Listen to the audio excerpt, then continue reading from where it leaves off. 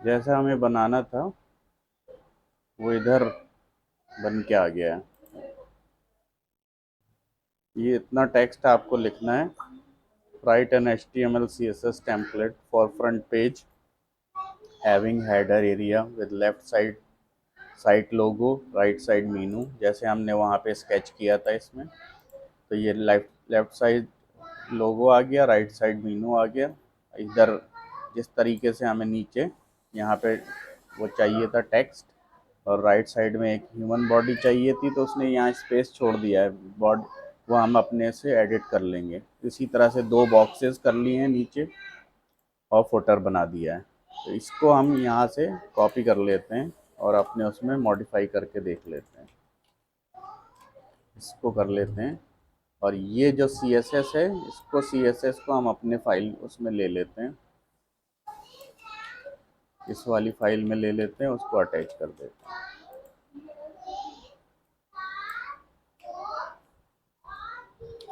Link href style dot CSS relation style sheet.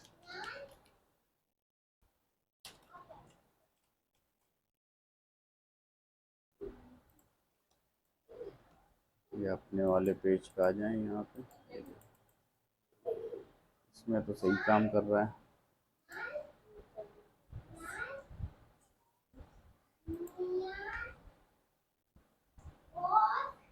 तो यहाँ पे अगर कोई इमेज जैसे लगानी है तो इन्होंने स्पेस दिया हुआ है। स्लाइडर, ये टेक्स्ट यहाँ पे देखिए, इसने एक स्पेस दिया है, उस स्पेस के अंदर हम एक इमेज लगा देते हैं। हमारे पास जैसे मैंगो की इमेज है तो वही लगा देते हैं हम। मैंगो डॉट PNG में थी वो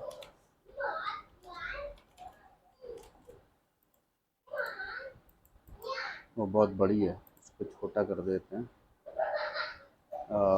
स्लाइडर इमेज को CSS कर देते हैं। स्लाइडर वाले में ये स्लाइड, अच्छा इन्होंने लगाई है, ये वर्क नहीं कर रहा है, तो हम इसको ही सही कर देते हैं। मैंगो डॉट PNG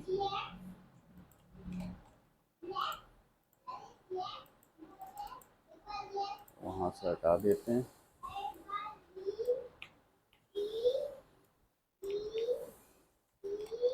और इसको no repeat, centre, cover, background size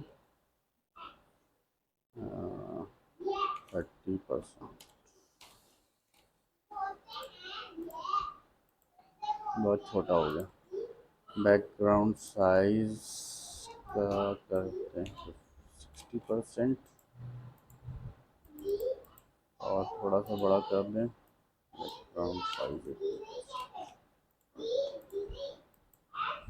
ये इस तरीके से हो गया। तो यहाँ पे आपका टेक्स्ट आ गया ये। तो मेरे ख्याल से ये इसी तरह की जो हमें बनानी थी वो हमने AI से ही जनरेट करवा दी। बनानी हम लोग को खुद थी जबकि। तो इन्होंने जो विड्थ इन्होंने जो कंटेनर लिया है वो देखते हैं। हेडर लोगो, हेडर में ही इन्होंने लगा दिया लग रहा है। हेडर बैकग्राउंड, अच्छा ये फुल विड्थ पे बना हुआ है। हाँ ये फुल विड्थ पे बना हुआ है। इन्होंने पैडिंग लगाई है, ये रही 30 पिक्सल की पैडिंग। अगर ये पैडिंग हटा दें तो ये जो स्पेस यहाँ पे जो आ रहा है ये हट जाएगा, ये देखिए। तो वो ये वाला जो स्पेस है वो पैडिंग के ज़रिए आ रहा था, तो उन्होंने पैडिंग लगा के उसको सेट किया हुआ है। इन्होंने कंटेनर यूज़ नहीं किया है। जब हम बूट स्ट्रैप जब पढ़ेंगे तो उसमें जो हम लोग फ्रेम वर्क है उसमें कंटेनर और ये फ्लूइड, यानी फ्लूइड टेम्पलेट उसे कहते हैं जो पूरे विड्थ में बनती है, और कंटेनर वो फिक्स विड्थ टेम्पलेट उसे कहते हैं जो बीच में बनती है। तो दोनों में वो डिपेंड करता है जैसे आप चाहें। तो ये जो चीज़ है वो हमें खुद बनानी थी, वो यहाँ से हमने बनवा ली है। अब आप उसमें देख सकते हैं, वैसे भी टाइम भी बच गया इसी हिसाब से। तो इसमें मैक्सिमम विड्थ इन्होंने जो रैपर में ली है 1200 है। ये है हमारा रैपर एरिया, ये मेन जो है ये वाला एरिया जहाँ दो बॉक्स आ रहे हैं, कंटेंट बॉक्स 1 और 2। तो ये रैपर एरिया है, तो ये इसमें ये है। तो इसमें आप देखिए कंटेंट बॉक्स और कंटेंट, दोनों कंटेंट बॉक्स में इन्होंने ये फ्लैग्स, अच्छा फ्लैग्स यूज़ किया है इन्होंने। अब ये CSS जो है ना बहुत तेज़ी से मॉडिफाई होती है, तो आपको कंटिन्यू अपडेट रहना पड़ेगा, या फिर वही सबसे अच्छा तरीका है कि अपडेट नहीं अगर रहते तो आप AI से जनरेट करवाइए हर चीज़। तो क्योंकि AI तो अपडेट रहेगा, वो हम लोग अपडेट कितना रह कंटेनर से पाएंगे। सर नहीं हो पा रहा है। जी, कंटेनर से नहीं हो पाता है क्या? नहीं पैडिंग कंटेनर से लगानी हो पड़ेगी। जाता है, पता नहीं क्यों इस वक्त वो जो ब्राउज़र है वो बहुत अजीब बिहेव कर रहा है। वरना कंटेनर जैसे हमने लोगों में विड्थ लगाई थी लग गई थी, वैसे ही कंटेनर में विड्थ लगनी चाहिए। लेकिन पता नहीं, अब मैं देखूंगा उसको दोबारा से कि विड्थ के अंदर क्यों नहीं आ पाया वो, जबकि कल हम कर रहे थे तो दोनों ही उसमें आए थे, सेट हो गए थे। खैर तो ये हमें जो बनाना था वो AI से बनवा लिया हमने। इस जगह पे आपको कोई जैसे आप जिस चीज़ को, जैसे NGO के लिए कल आपने बात करी, तो अब आपका तकरीबन इसी तरह का लेआउट आ गया है। होम है, अबाउट है, सर्विस है, ये तो ये आप अपने मीनू इसी हिसाब से चेंज कर लीजिए यहाँ पे। जैसे हम लोग क्या करने वाले थे, ये तो अबाउट अस था, और ये जो था ये था हमारा गैलरी थी ना, ये कॉन्टेक्ट अस था, और इसके बाद जो दो थे वो साइन इन और साइन अप थे। साइन इन और दूसरा है साइन अप। ये हमारा मीनू डिफ़ॉल्ट वाले में बड़ा हो गया। अब ये साइन अप और साइन इन वाले को अलग अलग कलर देना है हमें, ताकि वो अलग से डिफ़ाइन हो कि कौन सी चीज़ है। तो हम इसमें ये जो है इसमें एक एक एक क्लास लगा दीजिए कोई सी भी। जैसे साइन इन करके ही एक क्लास बना दीजिए, उसमें साइन अप करके क्लास बना दीजिए।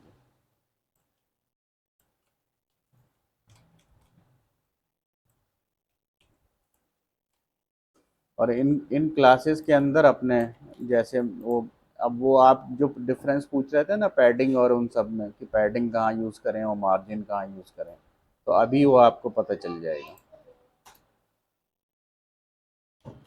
साइन इन, तो मैं एक बैकग्राउंड कलर देता हूँ उसको। बैकग्राउंड कलर ये डार्क है, तो डार्क के ऊपर लाइट सही लगेगा। कलर पिक्चर,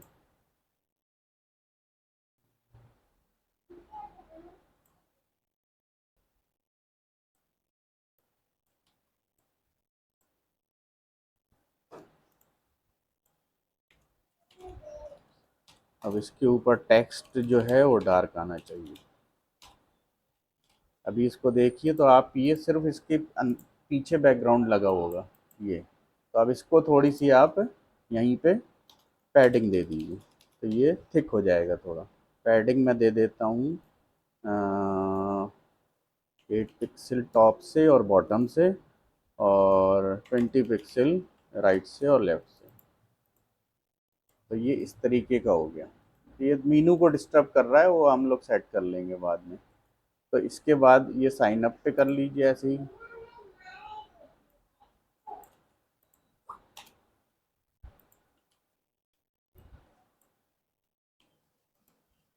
साइन अप को कर लीजिए और इसका कलर, इसका वो बदल दीजिए, इसको कलर दे दीजिए कोई, इसको येलो दे दीजिए।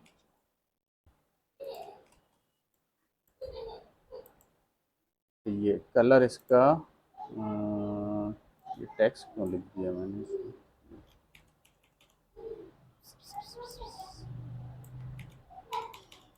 ब्लैक कलर हो जाएगा इसमें।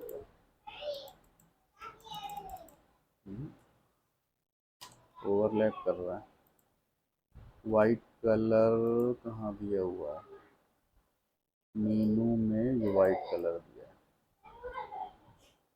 अच्छा, एंकर को वाइट कलर दे दिया इसलिए।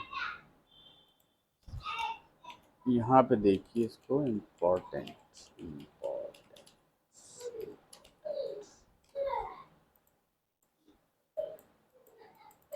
से इम्पोर्टेंट भी नहीं चल रहा है इस पर, आना तो चाहिए था।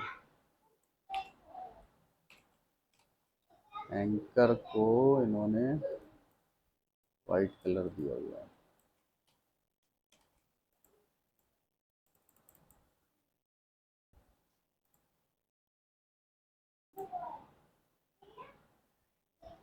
बाय डिफ़ॉल्ट एंकर को वाइट कलर,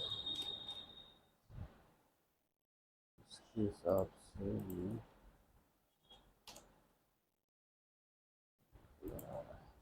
ये साइन इन साइन आउट।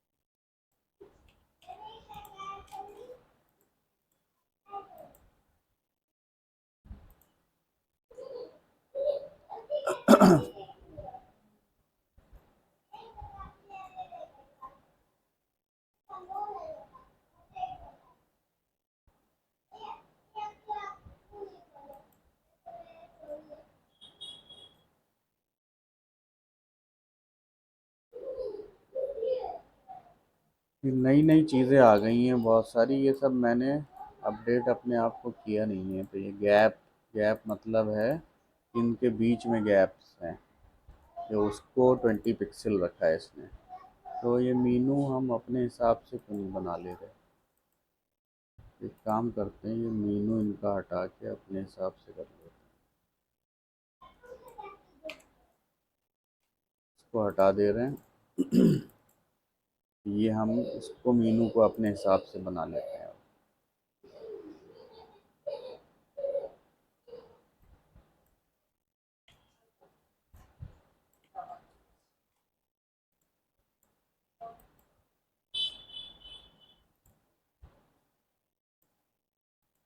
इसमें है नव, नव के 9 बार के अंदर है।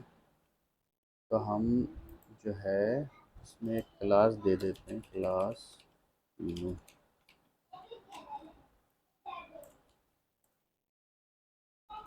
क्लास है मीनू, मीनू के अंदर जो है यूएल। तो अभी क्या है कि हमें अनऑर्डर्ड लिस्ट का डॉट्स दिख रहे हैं, पहले तो वो हटा देते हैं, अनऑर्डर्ड लिस्ट के डॉट हट जाएं।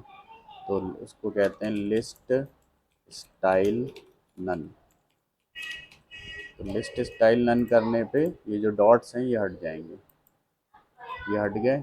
अब क्या करना है, अब मीनू के अंदर जो एल आई है उसको करना है डिस्प्ले इन लाइन, यानी एक लाइन में देखें ब्लॉक, इन लाइन ब्लॉक। तो ये सारे जो ऐसे लगे हुए हैं वो ऐसे हो जाएंगे अब, इस तरीके से। ठीक है, तो इसको अब हम इसमें क्या करते हैं, इसमें थोड़ी सी पैडिंग सबको दे दीजिए। पैडिंग को सब में अगर आ जाए 5 पिक्सल 4 पिक्सल की पैडिंग टॉप से और 8 पिक्सल की, तो ये गैप बन गया। तो शेप कैसा हो गया, ये एक गैप बन गया सबके अंदर। अब इसके अंदर हम जो मीनू के अंदर जो एल आई है इसको इस तरह से करते हैं। एल आई के अंदर जो ए है यानी एंकर जो है उसको आप कलर वाइट कर दीजिए। नहीं आया, मीनू एल आई के अंदर ही ए आ रहा है, तो मीनू के अंदर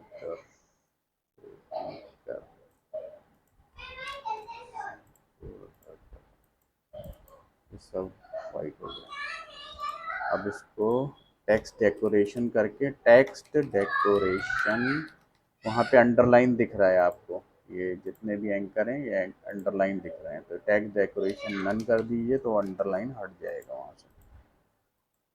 तो ये इस तरीके से आपका वो सेट हो गया, ये सब एक लाइन में भी आ गए और चीज़ें भी बन गई। अब ये देखना है कि ये तो ये अगर यहाँ से अब हटा दिया जाए काम करना चाहिए।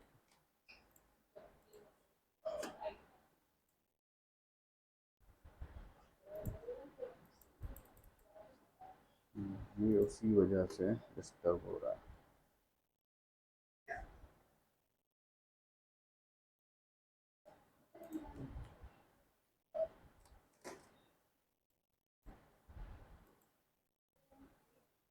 इस तरह का क्यों आ गया शेप? इसको इंस्पेक्शन ये वाला जो है ये तो आप जानते होंगे, इंस्पेक्ट करने को किसी भी यानी किसी भी वेब पेज पे जाएं और जिस एलिमेंट को आपको चेक करना जी है। जी जी हाँ, जी, जानते हैं ब्लॉक हाँ तो एलिमेंट। ये इंस्पेक्ट इससे कर सकते हैं। तो यहाँ से आप यहाँ पे कोई भी चेंज करके, जैसे ये ऑफ करके आप चेक कर सकते हैं कि कोई चीज़ अगर जैसे सही से आपके हिसाब से बिहेव नहीं कर रही है तो उसको यहीं से चेक कर सकते हैं कि कौन सी एलिमेंट जो है वो प्रॉब्लम क्रिएट कर रहा है।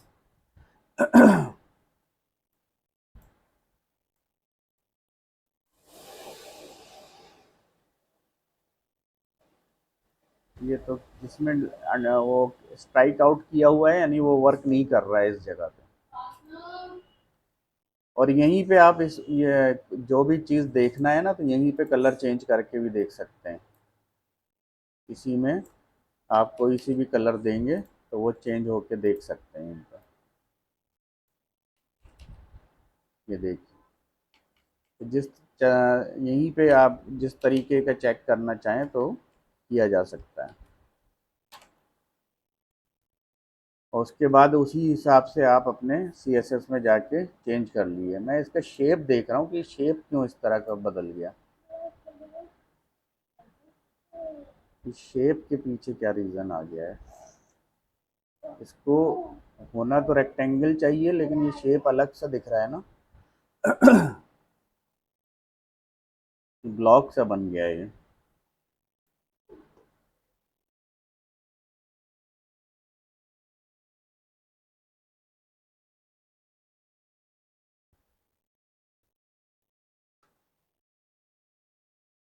तो इसी में जो है वो आप आज से अपने उसमें जो NGO के लिए जो साइट आप कह रहे थे ना जो बनाने के लिए, तो आप इस जी तरीके जी से सर। बनाना आज से शुरू कर दीजिए। चल- आप ग्रॉक से ही चलो ऐसे ही जिस जो आपके आप प्लान करें वो प्लान जी को करके उसके बाद ग्रॉक के उसमें यानी कमांड प्रॉम्प्ट दीजिए और उससे जनरेट करवा के उसकी कॉपी कर लीजिए, फिर उसको अपने हिसाब से मॉडिफाई करना शुरू कर दीजिए, क्योंकि यहाँ पे तो ठीक है, ओके ओके। जी उसने रैंडम टेक्स्ट दिया है। अब आपको हो सकता है कि यहाँ पे इमेज ना चाह के यहाँ पे आपका अनाउंसमेंट बॉक्स आ जाए कि कोई सर भी। उसमें पिक्चर गैलरी का भी ऑप्शन देना है।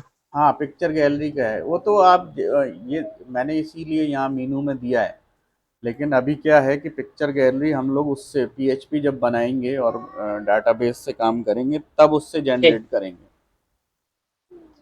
अभी तो आप उसका लेकिन लेआउट तो आपका H T M L C S S ही आने वाला है। तो आप बूट स्ट्रैप पे सर बनाइएगा ताकि वो मोबाइल पे भी आपकी प्रॉपर खुले। ठीक। एक जो चीज़ है,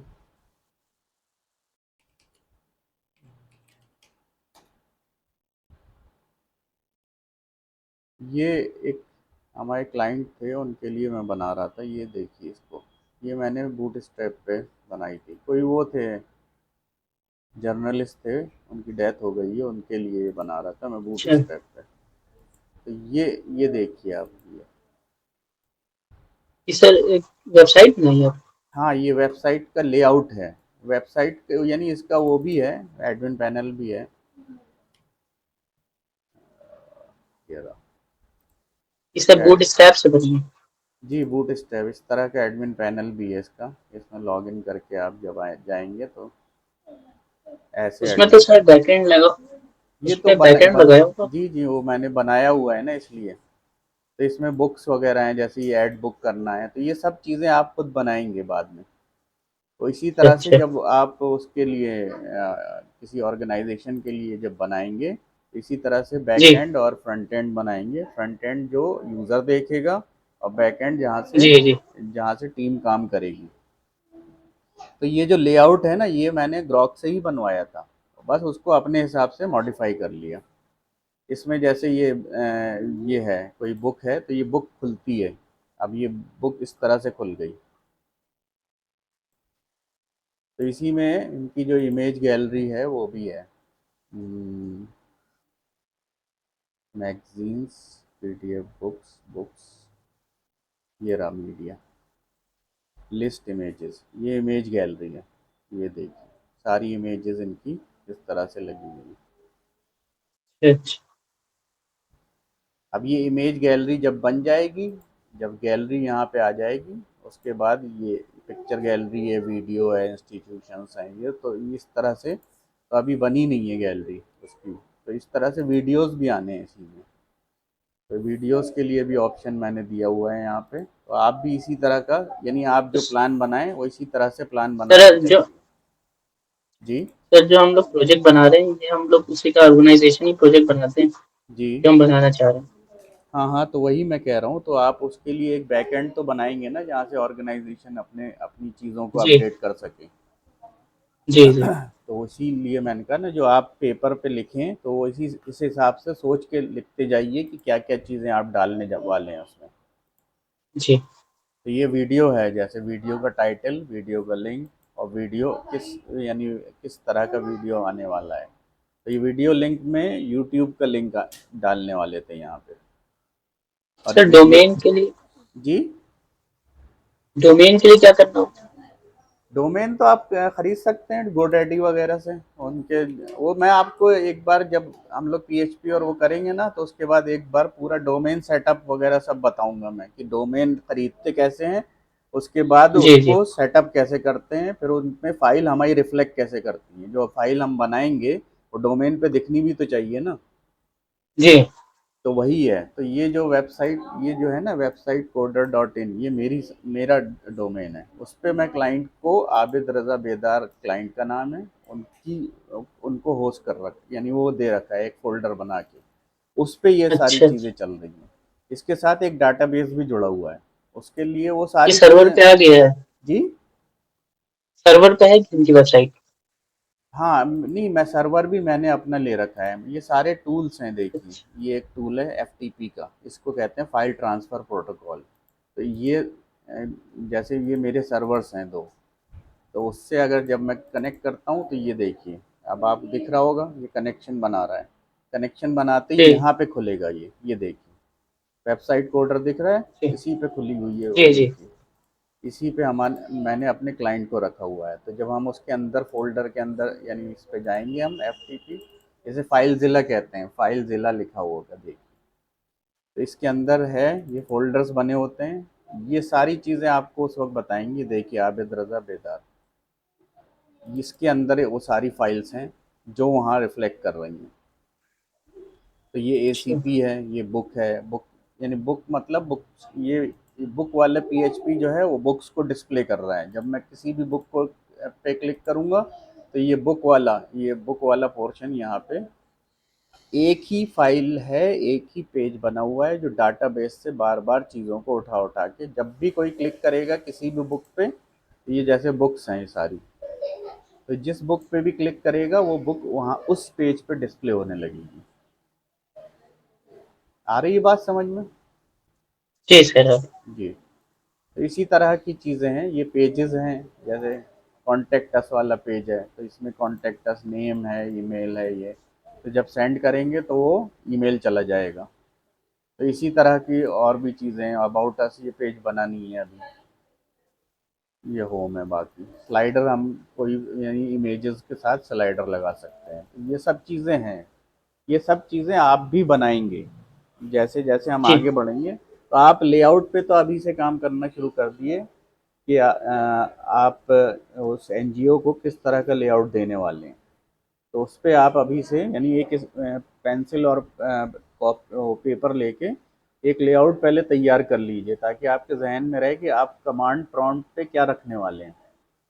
जैसे मैंने यहाँ ओके। पे लिखा था ना, ग्रॉक को मैंने लिखा कि क्या चाहिए मुझे, write an HTML CSS template for front page. तो उसको ये पता चल गया कि फ्रंट पेज के लिए कैसा लेआउट, यानी उसके ग्रॉक के अंदर भी एक वो है ना, मेमोरी है कि फ्रंट पेज अगर यूज़ हो रहा है यानी फ्रंट पे क्या आने वाला है। सपोज मैं इसको, अब मैं ये तो आपने देख लिया, मैं इसको एक चीज़ देता हूँ ग्रॉक को, right front page for mobile catalogue, सिर्फ इतना देता हूँ, मैं कुछ नहीं बता रहा उसको, ठीक है। सिर्फ mobile catalogue, right a front page for, sorry, for for a website having mobile catalogue, बस। तो ये इसको ये पता होना चाहिए कि मोबाइल कैटलॉग वाली वेबसाइट कैसी दिखती है। तो बस इतना देता हूँ मैं। अब देखते हैं कि बना के क्या देता है ये।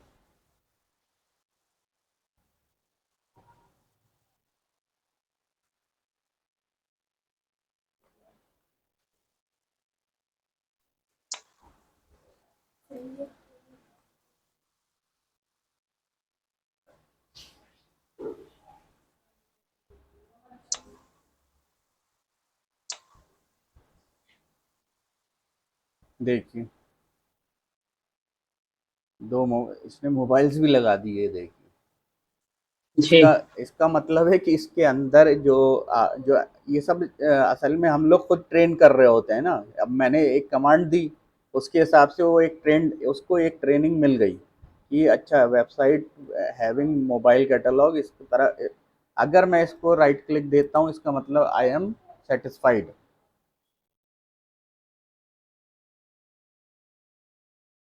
तो इससे क्या होगा कि उसको एक प्लस पॉइंट मिल गया, यानी मैंने जो वो यानी जो वहाँ से जनरेट हुई ये चीज़ वो यूज़र को पसंद आ गई। तो इस तरीके से आप जो कमांड प्रॉम्प्ट है वो प्रॉपर जितना ज़्यादा लिखते जाएंगे वो उतना ही प्रिसाइज होके वो चीज़ बना के देगा। और ये मेरे ख्याल से, जहाँ तक मुझे लग रहा है, ये मोबाइल फ्रेंडली भी है। देखें, हाँ, मोबाइल फ्रेंडली है। देखिए, ये जो बॉक्सेस थे ना, ये देखिए, एक ये, और थोड़ा बड़ा करें तो शायद, हाँ, ये 4 बॉक्स एक साथ लग गए। जब छोटा होता है तो वो दो दो करके उसने 2 लाइनों में कर दिए, और छोटा होगा तो वो एक एक कर देगा। ये देखिए, इसे मोबाइल कहते भी हैं अवेलेबल। हाँ, इसे कहते हैं रेस्पॉन्सिव। ये बूट स्ट्रैप ये सारे काम करता है। जो हमने हमारी वाली साइट है, ये देखिए ऐसे दिख रहा है, जब हम इसे छोटा करेंगे तो ऐसे हो जाता है। तो ये बूट स्टेप वही काम करता है जो हम सिखाने वाले हैं आपको। जैसे मीनू अभी आपको ऐसे दिख रहा है, जब हम छोटा करेंगे, जैसे मोबाइल पे खुलेगा तो मीनू ऐसा आएगा। तो इस तरीके से क्या है कि आपको अपनी वेबसाइट के लिए ऐप बनाने की ज़रूरत नहीं पड़ती। तो क्या आप सीधे क्रोम पे खोल सकते हैं इसको, मोबाइल पे खोलें, टीवी पे खोलें, लैपटॉप पे, टैबलेट पे, जिस तरह का स्क्रीन आएगा उसी हिसाब से सेट हो जाएगा वो। यहाँ तक बात क्लियर है? जी सर। तो इंशाल्लाह आप आज काम करिए, और टाइम भी हो गया हम लोग ठीक का। है। तो फिर कुछ बना के दिखाइए तो मुझे भी समझ में आए कि आपकी कितनी बात समझ में आ रही है। ठीक है सर, आपको मिलेंगे शाम में, चलें, आ जाएंगे। ठीक, ठीक है फिर, ठीक।